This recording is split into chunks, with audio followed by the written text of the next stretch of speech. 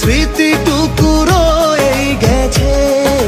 প্রিয়তমাদিকে হয়তো এখন প্রায় সবাই চিনে গেছো, কারণ 1-2 দিন সোশ্যাল মিডিয়া খোলা মাত্রে প্রিয়তমাদির ফটো আর ভিডিও সোশ্যাল মিডিয়া পুরো তোলপাড় করে দিচ্ছে। কিন্তু যখন মানুষকে ভালোবাসার সময়, সেই সময় মানুষ ভালোবাসবে না, যখন তাকে হারিয়ে ফেলে তো সেই সময় মানুষ তার অনেক ভালোবাসা দেখাবে।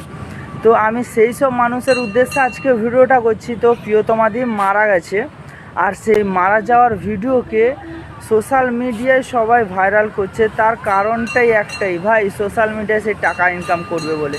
আমি এই ভিডিওটা বানাতাম না, কারণ এত পরিমাণে এই ভিডিও হচ্ছে, আর দেখছি শুধু সেই মারা যাওয়ার ফটো লাগাচ্ছে, আর তার সঙ্গে বানানো ফটো ভিডিও যত ছিল, যার কাছে যেভাবেই ছিল, তো তারা সমস্ত ফটো লাগিয়ে একটার পরে একটা ভিডিও বানাতে আছে। কেউ হয়তো খারাপ লেগেছে তো সেটা সবাইকে জানাতে চায়, তো একটা ভিডিও পোস্ট করলে যথেষ্ট। তো সেটার ভিউজ আসছে দেখে মানুষ একটার পর একটা ভিডিও, মানে একটা চ্যানেলে আমি দেখলাম প্রায় 7-8টা থেকে 10টা ভিডিও ছাড়া আছে এই প্রিয়তমা দিদিকে নিয়ে, আর মারা যাওয়ার পর থেকে। তো তার আগে তার সঙ্গে ফটো ভিডিও বানিয়েছে 1-2টা, কিন্তু মারা যাওয়ার পর থেকে এত ভিডিও তার সঙ্গে বানানোর, মানে এত ছাড়ার কারণটা কি? সেই সোশ্যাল মিডিয়ার টাকা। ভাই মানুষ এতটাই স্বার্থপর হয়ে গেছে যে টাকা ছাড়া কোনো জিনিসই চেনে না। তো কথা বলতে প্রিয়তমাদের এতে আমার কষ্ট হচ্ছে, দুঃখ হচ্ছে। তার একটাই কারণ হচ্ছে এমন সিদ্ধান্ত নেওয়া প্রিয়তমাদের ঠিক হয়নি। কারণ প্রিয়তমাদের প্রোফাইলে গিয়ে আমি দেখলাম, তো সমস্ত ভিডিওতে দেখে বোঝা যাবে না যে কোথাও কষ্টে আছে, কোথাও দুঃখে আছে।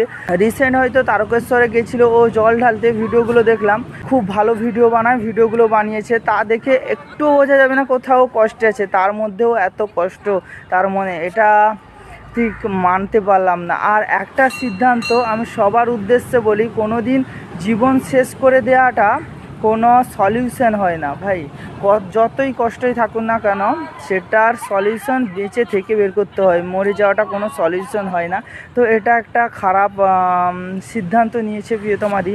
আর সেই সব মানুষদের উদ্দেশ্যে আজকে ভিডিওগুলো বানানো, কারণ যার কাছে যত ভিডিও ছিল, যত ফটো ছিল, সব সোশ্যাল মিডিয়ায় ছাড়ে দিচ্ছে। কারণ ভাই এই সময়টা সুযোগ, ভাইরাল হতে হবে, একটু ভিউজ কামাতে হবে, এটাই হচ্ছে ব্যাপার। এই ভিডিওটা আমি বানাতাম না শুধু এই কারণগুলো, মানে কারণ দেখলাম শুধু সোশ্যাল মিডিয়া খুলে ফেলা মাত্রেই প্রিয়তমাদি ফটো ভিডিও দিয়ে যে কেউ ফটো ছেড়ে দিয়েছে, যে কেউ ভিডিও ছেড়ে দিয়েছে।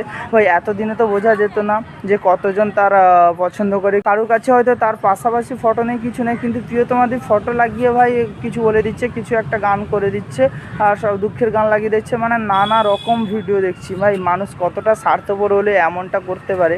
তো তোমাদের পার্সোনাল মতামত, ওপিনিয়ন কি আছে অবশ্যই কমেন্টে জানিও। আমার তো এইটুকু বলার ছিল, সত্যি খারাপ লাগলো সেটাই জানালাম। তো চলো এবারে তোমাদের মন্তব্য কমেন্ট বক্স খোলা থাকলো, কমেন্ট বক্সে জানাও। টাটা।